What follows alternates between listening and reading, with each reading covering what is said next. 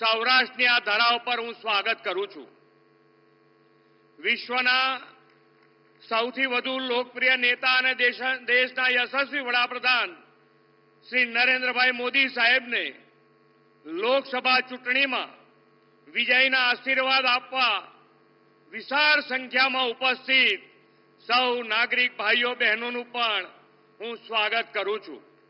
પાછલી બે ટર્મથી મતદારોએ ભાજપની વિચારધારા અને મોદી સાહેબના વિકાસના વિઝનને લક્ષ્યમાં રાખીને કમળનું બટન દબાવ્યું છે.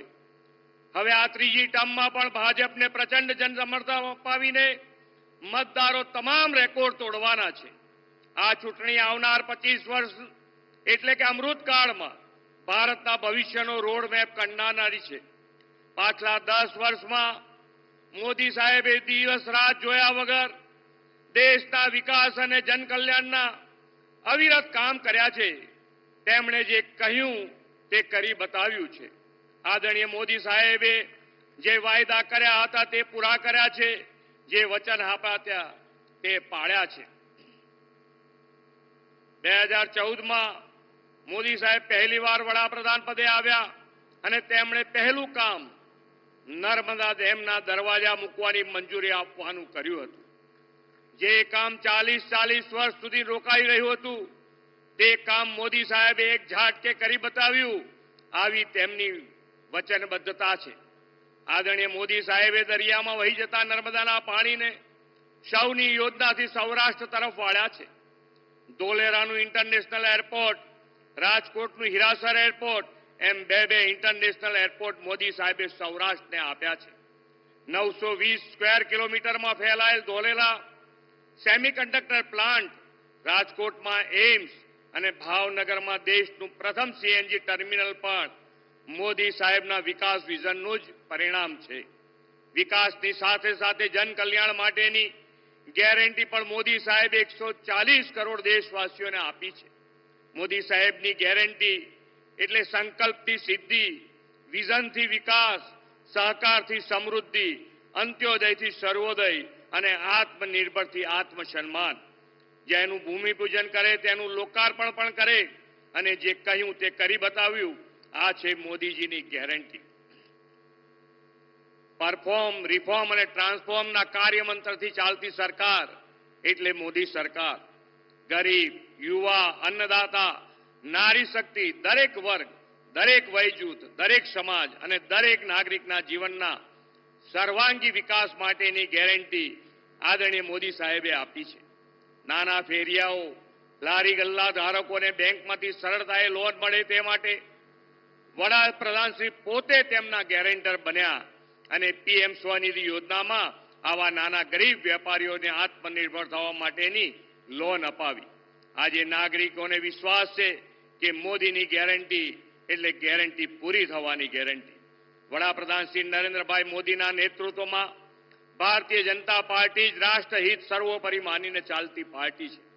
વિકસિત ગુજરાતથી વિકસિત ભારત અને વિકાસના કામોની વણઝારને આગળ વધારવા માટે ભારતીય જનતા પાર્ટીના બધા જ ઉમેદવારોને જનતા જનાર્દન સમર્થન આપી અને આશીર્વાદ આપશે જ. અને સાથે મોદી સાહેબના નેતૃત્વમાં અબ કી બાર 400 પારના લક્ષ્યને અવશ્ય પાર પાડશે એવા વિશ્વાસ સાથે વિરમું છું. ભારત માતા કી જય. વંદે માતરમ. જય જય ગરવી ગુજરાત.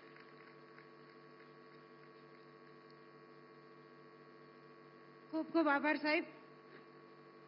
સાહેબ, આપના અભિવાદન માટે આપનાથી દૂર બેઠેલી મારી બહેનો, અમારા મહિલાઓના સન્માન આપનારા, અમારી બહેનોના રક્ષક અને રામ સેવક એવા ભાઈના ઓવરણા લેવા છે ને બહેનો, બધા પોતાની જગ્યા ઉપર ઊભા થઈ અને આપણા બધી બહેનો પોતાની જગ્યા ઉપર ઊભા થઈ આપણા નરેન્દ્રભાઈના આપણે ઓવરણા લેવાના છે. ત્યારે આપણે સૌ આપણા ભાઈના ઓવરણા લઈશું. બહેનો પોતાની જગ્યા ઉપર ઊભી થશે. બહેનો અને આપણા ભાઈના ઓવરણા લઈને આપણે શું કહીશું? વીરા તમને ઘણી ખમ્મા, ઘણી ખમ્મા, ઘણી ખમ્મા. ખૂબ ખૂબ આભાર મારી વાલી બહેનો.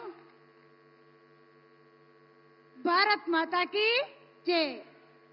ભારતના સાર્વભૌમત્વને સુવર્ણ અક્ષરે શણગારનાર, સમગ્ર ભારતવાસીના હૃદયમાં વસતા અને વિશ્વમાં પ્રત્યેક વ્યક્તિ જેના મિત્ર બનવા માટે થનગની રહ્યા છે તેવા વિશ્વ મિત્ર દેશના વડાપ્રધાન આપણા પોતાના આદરણીય નરેન્દ્રભાઈને તેમના ઉદ્બોધન માટે હૃદયના ઉમળકાથી નિમંત્રિત કરું છું. દેશના વડાપ્રધાન આદરણીય શ્રી નરેન્દ્રભાઈ મોદી સાહેબ.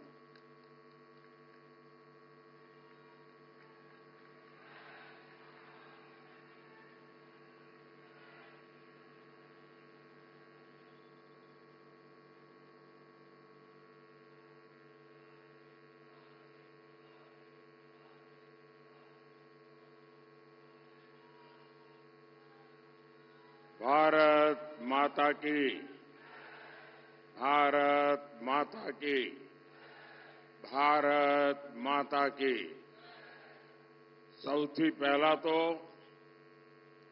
સુરેન્દ્રનગરમાં સભા હોય અને આટલી મોટી સંખ્યામાં માતાઓ બહેનો હોય એ જ મોટી ઘટના છે.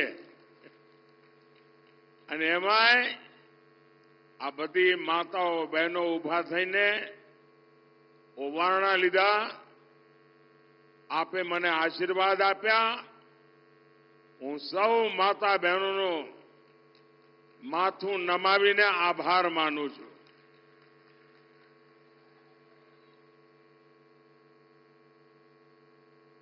આપણું સુરેન્દ્રનગર મજામાં ને? હાગડે ઠઠ ને બધું? હા, આમ જોરમાં તો લાગો છો બધા.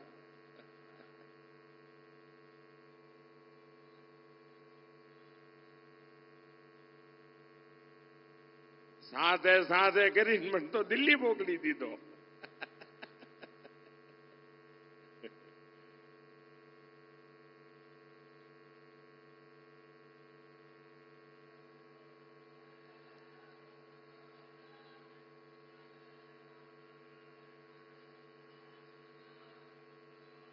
એકવાર જનરલ કરિયપ્પા, જે દુનિયામાં મોટું નામ હતું, ભારતની સેનાના વડા હતા. ડગલે ને પગલે લોકો એમને સલામી કરતા હોય, સન્માન કરતા હોય. પણ એકવાર એમના ગામમાં કર્ણાટકામાં એમને બોલાવીને એમનું સન્માન કર્યું. અને એ વખતે એમણે કહ્યું, ભાઈ દુનિયામાં ગમે તેટલી વાહવાહી થતી હોય એ બધું તો હોય, પણ જયારે ઘર આંગણે જઈએ ને થાય ને ત્યારે જોમ જુદું હોય છે. આજે હું અનુભવ કરું છું, ગઈકાલથી હું આવ્યો છું, જે રીતે ગુજરાત આખું ઓવારણા લઈ રહ્યું છે, ગુજરાત જે રીતે પ્રેમ વરસાવી રહ્યું છે, ભાઈઓ બહેનો, હું ગુજરાતનું ઋણ ક્યારેય ન ભૂલી શકું. અને મારી શાસકીય કારકિર્દી જે છે એ સૌરાષ્ટ્રથી શરૂ થઈ. મને પહેલી વાર એમએલએ સૌરાષ્ટ્રે બનાવ્યો અને આ ગુજરાતે મને એવું પાકું ઘડતર કર્યું છે ને સાહેબ, તમે ટપલા મારીને ક્યાંય કાચો પડું છું? બોલો, ક્યાંય કાચો પડ્યો છું? ક્યાંય ઊણો ઉતર્યો છું? તમારું માથું ઊંચું ન થાય એવું કર્યું છે કે નથી કર્યું? છાતી તમારી 56 નહીં થાય એમ કર્યું છે કે નથી કર્યું? પણ એનું કારણ મોદી નથી હો, એનું કારણ તમારા આશીર્વાદ છે, એનું કારણ તમારા પ્રેમ છે. અને ભાઈઓ બહેનો, આપણે નાનું વિચારતા નથી, નાનું કરતા નથી. સ્ટેચ્યુ બનાવ્યું તો દુનિયાનું મોટામાં મોટું, સ્ટેડિયમ બનાવ્યું તો દુનિયામાં મોટામાં મોટું. એટલે કાચું કઈ કરવાનું જ નહીં. અને હવે 25 વર્ષનું લક્ષ્ય લઈને આપણે નીકળ્યા છીએ અને વિકસિત ભારત જ્યારે ભારતની આઝાદીના 100 વર્ષ થાય ત્યારે હિન્દુસ્તાન દુનિયામાં વિકસિત દેશ હોય અને દુનિયામાં ભારત વિકસિત દેશ હોય એનો અર્થ કે આપણા ગુજરાતે તો 5 વર્ષ વહેલા વિકસિત થવું પડે ભાઈ. એટલે ભૂપેન્દ્રભાઈના નેતૃત્વમાં આપણે તેજ ગતિથી વિકસિત ગુજરાત વિકસિત ભારત માટે બનાવવું છે અને એના માટે ચાહે દિલ્હી હોય કે ગાંધીનગર આપણે સાથે મળીને 140 કરોડ દેશવાસીઓના સપના પૂરા કરવા છે. પણ એના માટે તમારે મોદીને કાયમ મજબૂત કરવો જ પડે હો. ખરું કે નહીં? પેલી દીકરી ફોટો લઈને આવી બેઠા બેઠા થાકી જઈશ. મેં જોઈ લીધો. હા શાબાશ, શાંતિથી સાંભળ બેટા, આપણા ઘરની જ વાત છે.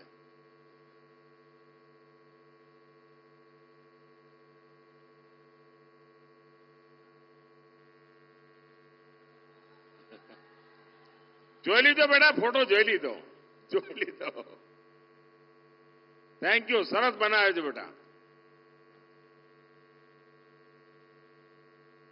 વિકસિત ભારત બનાવવું હોય, વિકસિત ગુજરાત બનાવવું હોય અને તમારો ઘરનો દીકરો દિલ્હીમાં બેઠો હોય તો એને મજબૂત કરવાની જવાબદારી ઘરવાળાઓની ખરી કે નહીં ભાઈ? તમે મારા બધા પરિવારજનોની ખરી કે નહીં? હવે 26 તમે આપો એ તો બરાબર છે ભાઈ. તમે 14 આપી ને 19 આપી, પણ આ વખતે તો મારે કંઈક વધારે જોઈએ છે. આપશો? જરા હાથ ઉપર કરીને કો આપશો. પણ એના માટે મહેનત કરવી પડે હો. આ 7મી તારીખ સુધી પગવાળીને બેસવાનું જ નથી. અને મારે તમારી પાસેથી 2 ચીજ જોઈએ. આપશો?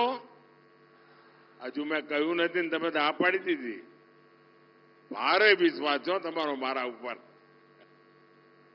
એક, મતદાનના જેટલા પણ રેકોર્ડ હોય તમારા ગામમાં, તમારા બૂથમાં, એ બધા રેકોર્ડ તૂટવા જોઈએ અને એના કરતા વધારે મતદાન થવું જોઈએ.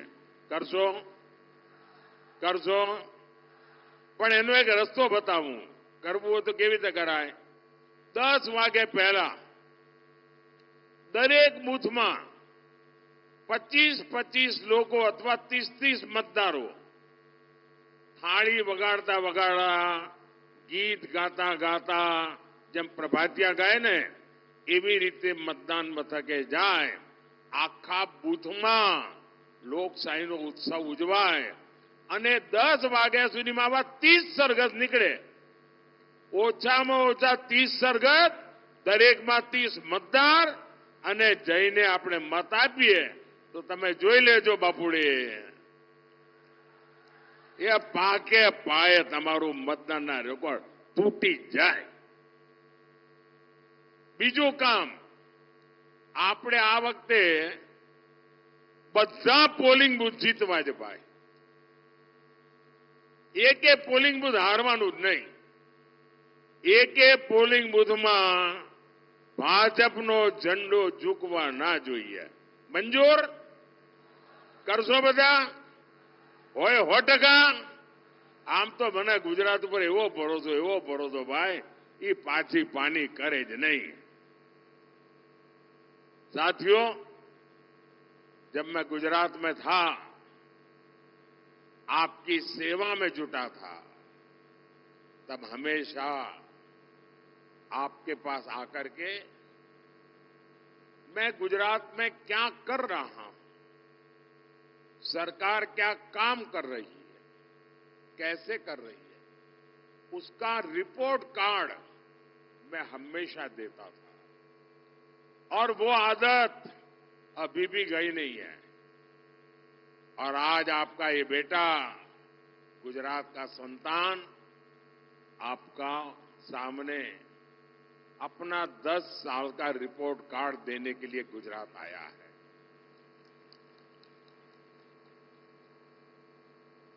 स्कूल में कितने ही नंबर क्यों ना आते हो, 100 में से 99 आए हो, लेकिन जब तक वो बच्चा घर में आपके अपने माँ बाप को अपना रिपोर्ट कार्ड नहीं देगा था ना, उसको आनंद नहीं आता है।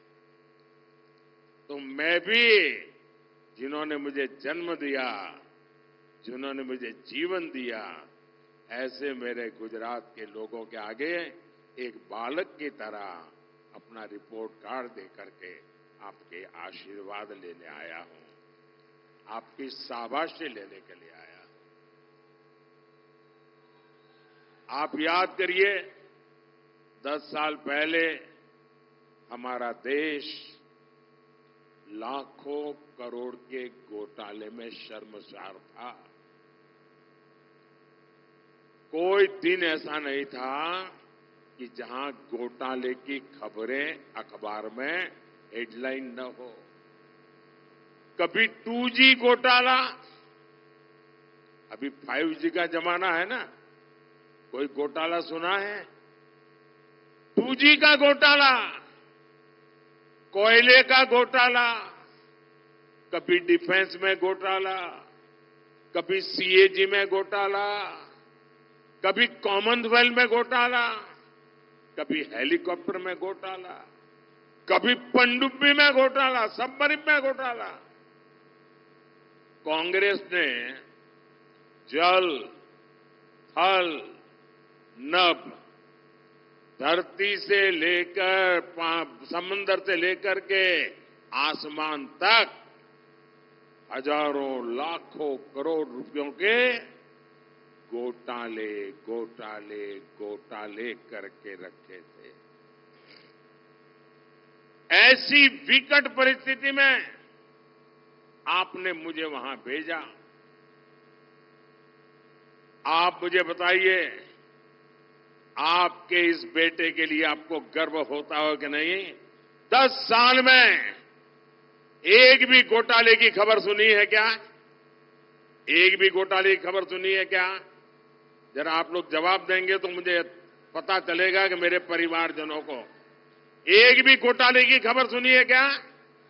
मोदी पर एक भी घोटाला चिपका है क्या? ये आपके बेटे का रिपोर्ट कार्ड सुन करके आपको गर्व होता है कि नहीं होता है?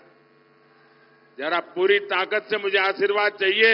आपको गर्व होता है कि नहीं होता है? आपको गर्व होता है कि नहीं होता है? साथियों, 10 साल पहले देश की सरकार से गरीब का भरोसा उठ गया था। कांग्रेस सरकार खुद को माई बाप समझती थी, उसी के भरोसे जीना, और कांग्रेस को गरीब को तरसा तरसा कर मूलभूत सुविधाएं देना, कभी वंचित रखना, कभी लटका के रखना, किसी के सामने किसी दूसरे को दे देना, उनको उसी में आनंद आता था। गरीब को लगता था कि ये सरकार हमारे लिए है ही नहीं। आज देखिए, गरीब आज खुद आगे बढ़कर के इस बेटे पर प्रेम लुटा रहा। पहनने के लिए पूरे कपड़े न हो, 80-90 साल की आयु हो, वो मां जब कहती है कि दिल्ली में मेरा बेटा, दिल्ली में मेरा बेटा बैठा है, मुझे खाने के लिए वो भेजता है, तो बेटे को संतोष होता है कि नहीं होता है? जब गरीब का पेट भरता है तो आपके इस बेटे पर आपको गर्व होगा कि नहीं होगा? साथियों, आज सरकार उनकी चिंता कर, माताएं, बहनें, बेटियां अपना आशीर्वाद देते हुए थकती नहीं है। आपको हमेशा हमेशा गर्व होगा आपके बेटे के इस काम पर। साथियों, 10 साल पहले पूरी दुनिया भारत को बोझ समझती थी, कहती थी भारत खुद भी डूबेगा और हमें भी ले डूबेगा। कोई कहता था ये तो कंगाल देश है, ये तो कमजोर देश है, और पड़ोसी आए दिन बम धमाके करते थे, निर्दोष लोगों को मौत के घाट उतारते थे। दुनिया की बड़ी बड़ी कंपनियां भारत में आने का नाम तक नहीं लेती थी। और आज क्या स्थिति है? आज दुनिया में भारत का डंका बज रहा है कि नहीं बज रहा है? मैं आपसे बात करना चाहता हूं भाई।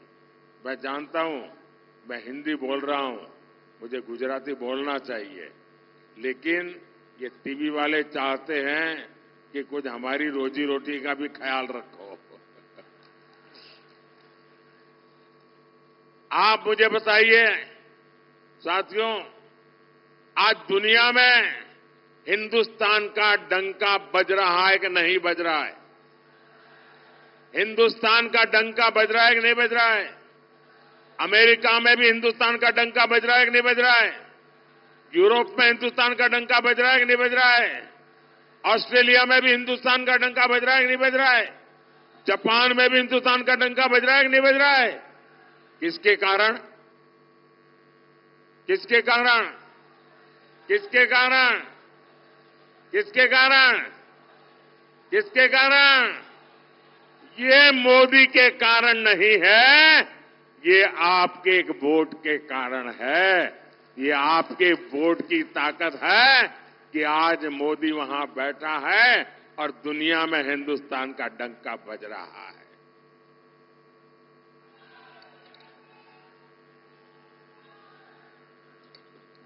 आज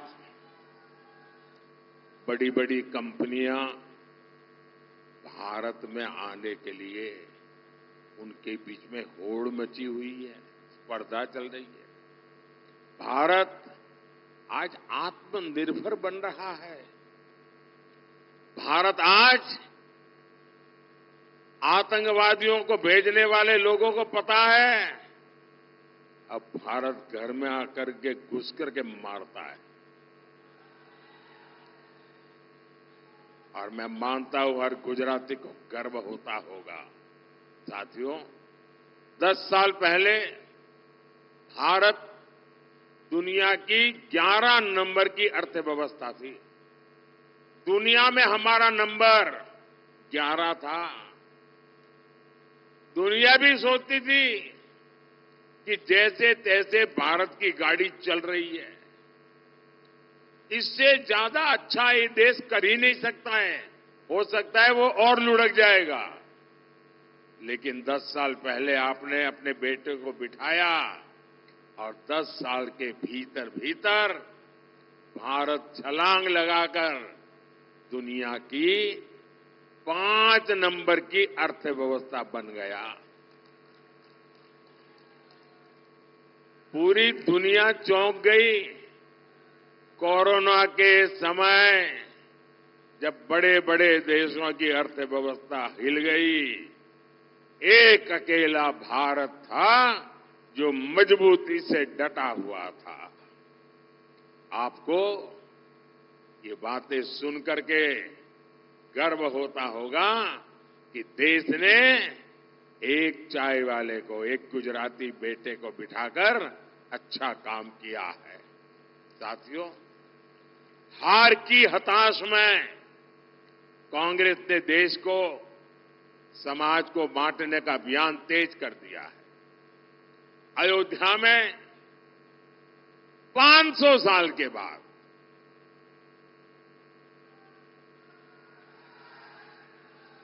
500 साल के बाद हमारे पूर्वजों की आत्मा जहां भी होगी ना, हमें आशीर्वाद देती होगी। आप मुझे बताइए, देश आजाद होने के दूसरे दिन राम मंदिर का काम होना चाहिए था कि नहीं होना चाहिए था? ये कांग्रेस वालों ने वोट बैंक के खातर लटकाए रखा, रोड़े अटकाए, उसके खिलाफ खेल खेले। अयोध्या में 500 साल के इंतजार के बाद भव्य राम मंदिर बना। आपको अपने बेटे पर अब भरोसा है ना? भरोसा है ना? जो कहेगा वो करता है ना? 500 साल का इंतजार खत्म हो गया साथियों। लेकिन कमाल देखिए, राम मंदिर के ट्रस्टियों ने घर जाकर के कांग्रेस के लोगों को निमंत्रण दिया कि आप भी आइए प्राण प्रतिष्ठा में, आपकी पुरानी सारी गलतियां माफ कर देते हैं, आइए हम बुलाते हैं। लेकिन कांग्रेस और उसके चेलों को, चट्टे बट्टे को ये निमंत्रण मंजूर नहीं था। उन्होंने निमंत्रण को ठुकरा दिया, ठुकरा दिया। भाइयों बहनों, राम मंदिर का निमंत्रण ठुकरा देना कितना उचित है मैं समझ नहीं पाता हूं। अब कांग्रेस ने हिंदुओं की आस्था में भी भेद करने का दुस्साहस शुरू किया है। कांग्रेस के अध्यक्ष श्रीमान मल्लिकार्जुन खड़गे जी, उन्होंने एक बड़ा गंभीर विषय छेड़ा है और उन्होंने कहा है भगवान राम और भगवान शिव, उसके संबंध में बड़ा खतरनाक बयान दिया है। और वे बद-इरादे से दिया गया हुआ स्टेटमेंट है। हिंदू समाज को बांटने के लिए खेल खेला गया है। वो राम भक्तों को और शिव भक्तों में भेद देखते हैं, भेद करते हैं और भेद करके लड़ाना चाहते हैं। हजारों हजारों साल से चली आ रही हमारी महान परंपरा, राम हो, कृष्ण हो, शिव हो, अरे मुगल भी इसे तोड़ नहीं पाए थे मल्लिकार्जुन जी। अब कांग्रेस तोड़ना चाहती है। तुष्टीकरण के लिए कांग्रेस और कितना नीचे जाएगी। और कांग्रेस के लोग सुन लें, जो राम को खत्म करने के लिए निकला था उसका क्या हुआ था। और उनके एक शाहजादे ने महीने भर पहले कह दिया था कि मैं इस देश में शक्ति का विनाश करके रहूंगा। ये शक्ति स्वरूपा मेरी माताएं बहनें बैठी है। हम शक्ति के उपासक हैं। कोई अंबा की उपासना करता है, कोई चामुंडेश्वरी की करता है, कोई चोटीला के पगडंडी पर जाकर के ऊपर जाकर के मां चामुंडेश्वरी का, कभी दुर्गा का, कभी काली का, कभी लक्ष्मी का, कभी सरस्वती का, हम शक्ति की उपासना करते हैं। और शाहजादे ने कह दिया था कि मैं शक्ति का विनाश करूंगा। और जो शक्ति की उपासना करने वाले लोग हैं, क्या वो शक्ति का विनाश करने वालों को कभी स्वीकार कर सकते हैं क्या? जो शिव और राम को लड़ाने की बात करते हैं, वो कभी स्वीकार कर सकते हैं जी? हम तो वो लोग हैं जिन्होंने शिव जी के सामने कमल पूजा करके अपने सिर काट करके रख दिए थे जी। ये क्या कर रहे हैं लोग? साथियों, कांग्रेस हमेशा से रॉन्ग डिलीवरी वाली पार्टी है। देश को आजादी दिलानी थी, लेकिन उन्होंने बंटवारा कर दिया। देश का विकास करना था, लेकिन जो था वो भी लूट लिया। गरीबों का पैसा गरीबों को जाना था, लेकिन कांग्रेस की तिजोरी में पहुंचा। अब एससी, एसटी, ओबीसी के हक का आरक्षण हमारे दलित, हमारे आदिवासी, हमारे बख्शीपंथ के भाई बहन, उनको जो आरक्षण मिला है, जो बाबा साहब आंबेडकर ने दिया है, जो भारत के संविधान ने दिया है, ये आरक्षण भी अब एससी, एसटी, ओबीसी से लेकर के धर्म के आधार पर मुसलमानों को डिलीवर करना चाहते हैं। पिछले 3 दशक से कांग्रेस लगातार ऐसी कोशिश कर रही है। कांग्रेस ने कर्नाटका में रातों रात एक फतवा निकाला, एक पेपर निकाला, थप्पा मार दिया और कह दिया कि कर्नाटका में जितने भी मुसलमान हैं वो सबके सब ओबीसी है। हुआ क्या? ओबीसी कोटा में जो आरक्षण था उसमें से बहुत बड़ा डाका डाल दिया, लूट लिया और ओबीसी का आरक्षण उधर चला गया। ये खेल खेलते जी। और इस बार कांग्रेस का मैनिफेस्टो, घोषणा पत्र, उसमें अगर आप देखेंगे पहली नजर में ही लगता है कि उनके मैनिफेस्टो पर मुस्लिम लीग की छाप है। कांग्रेस का पंजा नहीं है, उस पर मुस्लिम लीग का पंजा है। साथियों, जब से मैंने एससी, एसटी, ओबीसी के खिलाफ कांग्रेस की सच्चाई को देश के सामने रखा है, कांग्रेस संतुलन खो चुकी है, बौखला गई है। कांग्रेस झूठ पर झूठ बोले जा रही है और इसलिए मैं भी कांग्रेस को 3 चुनौतियां दे रहा। હું 3 પડકાર ફેંકું છું કોંગ્રેસ સામે। મારા 3 પડકાર છે અને શાહજાદામાં હિંમત હોય, કોંગ્રેસમાં હિંમત હોય, એમના ચટ્ટા બટ્ટાઓમાં हिम्मत હોય तो एक चाय वाले का बेटा मुकाबला करने के तैयार है। मारो पहलो પડકાર कांग्रेस લખીને બાંયધરી આપે કે એ ભારતના બંધારણમાં કોઈ છેડછાડ નહીં કરે, ભારતના બંધારણને નહીં બદલે। कांग्रेस લખીને આપે, બાંયધરી આપે કે બાબા સાહેબ આંબેડકરે જે આરક્ષણ આપેલ છે એને ધર્મના આધાર પર દલિતો, આદિવાસીઓ પાસેથી લૂંટીને, બક્ષીપંચ પાસેથી લૂંટીને મુસલમાનોને આરક્ષણ નહીં આપે। અને મારો ત્રીજો પડકાર છે, કોંગ્રેસ લેખિતમાં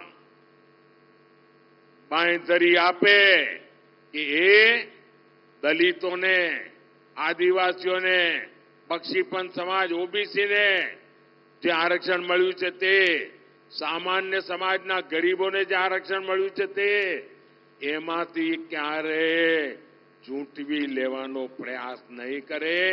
અને એમને મારી પડકાર છે કે લખીને આપે કે એમના ત્યાં, આ મારો ત્રીજો પડકાર છે, કે જે એમના રાજ્યો છે, એમના ચટ્ટાબટ્ટાઓના રાજ્યોમાં બેઠા છે, જ્યાં એમની સરકારો છે, એ લોકો પણ ઓબીસીનો કોટા ઓછો કરીને મુસલમાનોને નહીં ધરી દે, ધર્મના આધાર પર ટુકડા નહીં કરે અને દલિતો, આદિવાસીઓના આરક્ષણ પર છેડછાડ નહીં કરે। આ મારા 3 પડકારો આ કોંગ્રેસના શાહજાદાને અને એમના બધા મળતિયાઓનો છે।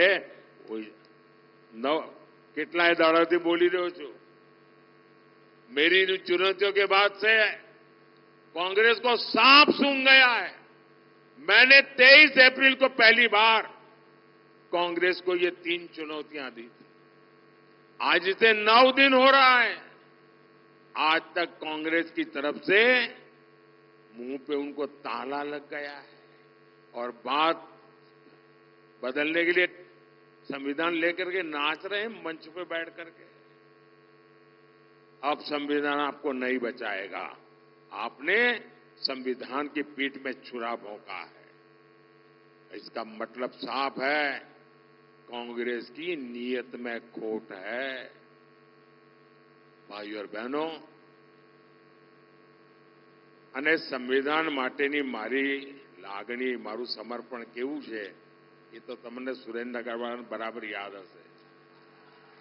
જ્યારે આપણા સંવિધાનને 60 વર્ષ થયા ત્યારે દેશમાં ગુજરાત એક જ રાજ્ય હતું કે જેણે ડોક્ટર બાબા સાહેબ આંબેડકર અને સંવિધાનના ગૌરવને લઈને અહીંયા સુરેન્દ્રનગરમાં હાથી ઉપર સંવિધાન મૂકીને, અંબાડી પર સંવિધાન મૂકીને સરસ મજાની યાત્રા કાઢી હતી અને એ વખતે ગુજરાતનો મુખ્યમંત્રી નરેન્દ્ર મોદી પગે ચાલતો હતો અને સંવિધાન હાથીની અંબાડી પર હતું।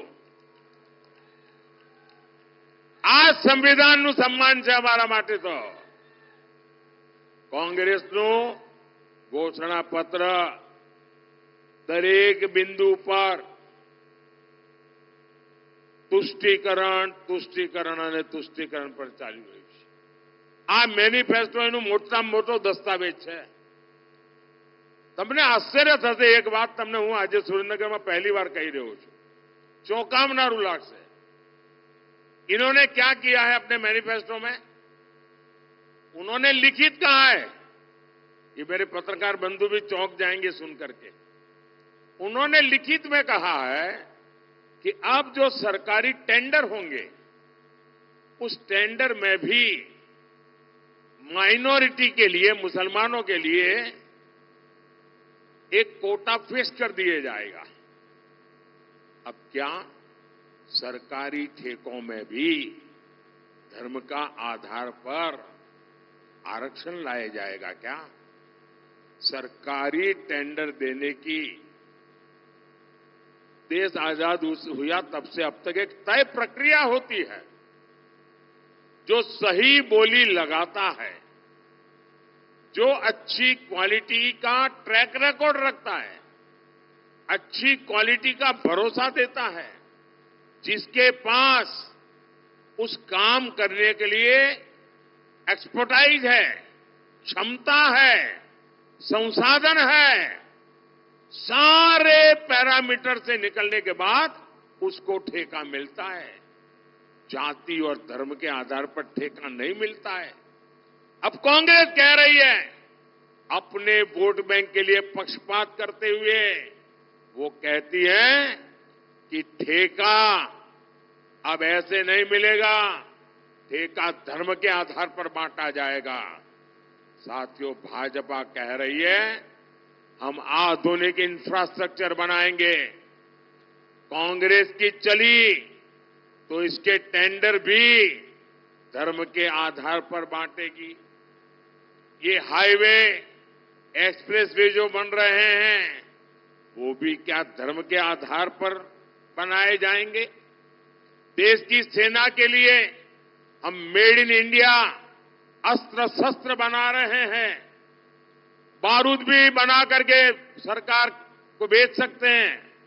क्या धर्म के आधार पर अब किसी धर्म के विशेष को कहेंगे कि तुम बारूद बनाओ हमारी सेना के लिए, कि योग्य व्यक्ति को देंगे?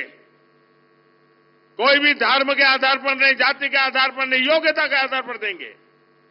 अब कांग्रेस की ये सनक देखिए, चुनाव जीतने के लिए, सत्ता पाने के लिए ये देश को तबाह करने पर लगे हैं। हर सेक्टर में ये देश को बांटने का ये मुस्लिम लीगी प्लान देश को मंजूर नहीं है। और कांग्रेस लिख के रखे, जब तक मोदी जिंदा है ना,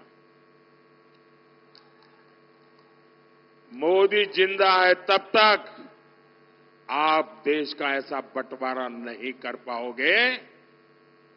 અને આપણે ત્યાં તો કહે છે કાઠિયાવાડમાં ખેલ ખેલાડીના અને ઘોડા સવારોના। ભાઈઓ બહેનો, સંવિધાનની બાબતમાં મારું કમિટમેન્ટ તમને ખબર છે।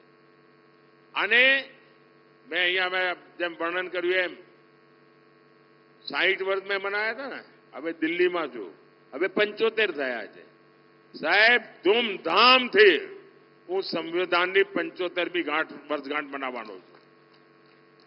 અને આ સંવિધાનને ચેડા કરવાવાળી જે લોકો છે ગેંગ, એને ખુલ્લી પાડવા, ગામે ગામ, સ્કૂલે સ્કૂલે, મોહલ્લે મોહલ્લે જઈને આ ત્રીજી 4થી જૂને પરિણામ આવ્યું નથી કે હું પાછળ પડ્યો નથી, તમે જોઈ લેજો। સંવિધાન કી મર્યાદા, સંવિધાનનું સન્માન, સંવિધાન પ્રત્યે રાષ્ટ્રની અંદર જાગૃતિ, એનું એક મોટું અભિયાન ચલાવીશ। આ લોકોને મારે મગજ ઠેકાણે લાવવા જ પડશે। ભાઈઓ બહેનો, આજે દેશ જે રીતે પ્રગતિ કરી રહ્યો છે, મારા જે ફર્સ્ટ ટાઈમ વોટર છે એમને ખબર નહીં હોય, જ્યારે હું પ્રધાનમંત્રી બન્યો એ પહેલા તો એ લોકો 8 વર્ષના, 10 વર્ષના, 12 વર્ષના હશે। એ વખતે એમને કાંઈ ખબર નહીં હોય દેશની શું દશા હતી। મારે મારા ફર્સ્ટ ટાઈમના વોટરોને કહેવાનું છે કે તમે તો ગૂગલ ગુરુવાળા વિદ્યાર્થીઓ છો, તો તમે બધા ગૂગલ ગુરુના શિષ્યો છો। જરા ગૂગલ પર જઈને 2012, 13, 14ના જરા છાપા જોઈ લેજો, એ દિવસોને યાદ કરજો। આપણે હવે દેશને ત્યાં નથી લઈ જવો।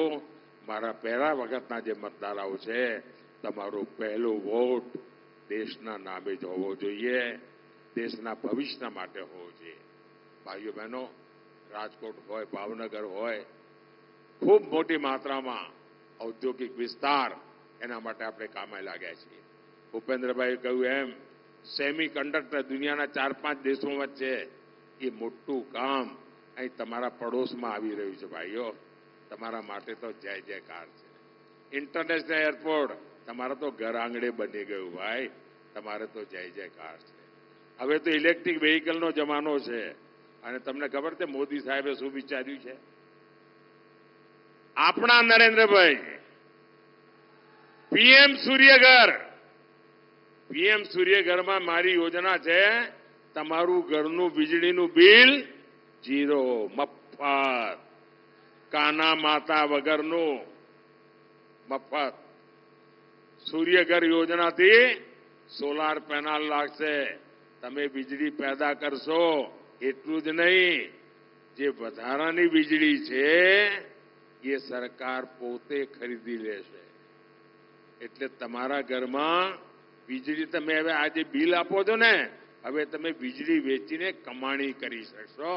આ તમારા નરેન્દ્રભાઈ આપવાના છે। એટલું જ નહીં, આજે તમે ગાડીઓ ચલાવો છો ને, પેટ્રોલ ડીઝલનો ખર્ચો કરો છો, સાહેબ એ પણ મારે 0 કરી દેવાનું છે। મફતમાં તમારી પેટ્રોલ ડીઝલની ગાડીઓ તમારી ચાલે, મફતમાં, મફત, કાના માતા વગરનું। અને એનો ઉપાય કેવો? જે સોલાર એનર્જી લાગશે, ઇલેક્ટ્રિક વ્હીકલ આવવાનો છે જમાનો, પેટ્રોલ વગેરે વ્હીકલ જતા રહે છે, તમારા ઘરમાં જ તમે રાત્રે સ્કૂટી હોય, સ્કૂટર હોય, ગાડી હોય, રાત્રે ચાર્જ કરી દેવાની, સોલાર એનર્જી દિવસભરની પડી હોય, અને બપોડી ચલાયા કરો, અમદાવાદ જઈને આટો મારીને આવો, 1 રૂપિયો ખર્ચો નહીં। બોલો, લહેરમ લહેર જ છે કે નહીં? હે, 2 હાથમાં લાડવા છે કે નહીં?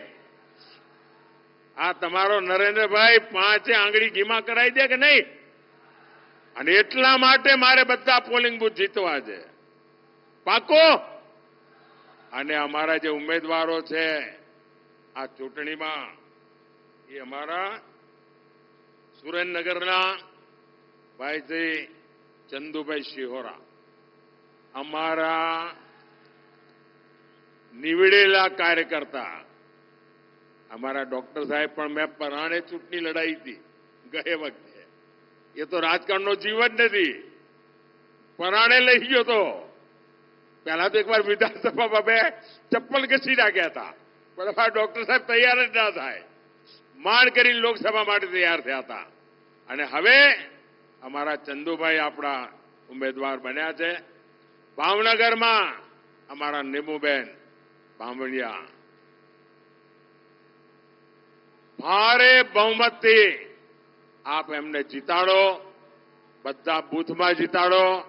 અમારા ભારતીબેન શિયાળના કામનું પાકો પાયો પડ્યો છે અને હવે ભાવનગરમાં અમારા નીમાબેન એને આગળ વધારશે. આપણે બધા બૂથ જીતવા છે અને જીતીને બતાવો. બોલો ભારત માતા કી, ભારત માતા કી, ભારત માતા કી. बहुत बहुत धन्यवाद. સાહેબ આપનો ખૂબ ખૂબ આભાર. આપના ઉર્જાવાન ઉદ્બોધન અમારા કાર્યકર્તાઓને જોમ અને જુસ્સો પ્રદાન કર્યો છે. આપણે બધા આપણી જગ્યા ઉપર ઉભા થઈને સાહેબને વચન આપીએ કે સાહેબ આપે જે અપેક્ષા રાખી છે અમે પૂરી કરીશું. બોલો ભારત માતા કી, ભારત માતા કી. આજની સભાને આભાર વિધિ કરવા માટે હું મોરબી જિલ્લાના પ્રમુખ આદરણીય શ્રી રણછોડભાઈને વિનંતી કરીશ કે આપ આભાર વિધિ કરશો.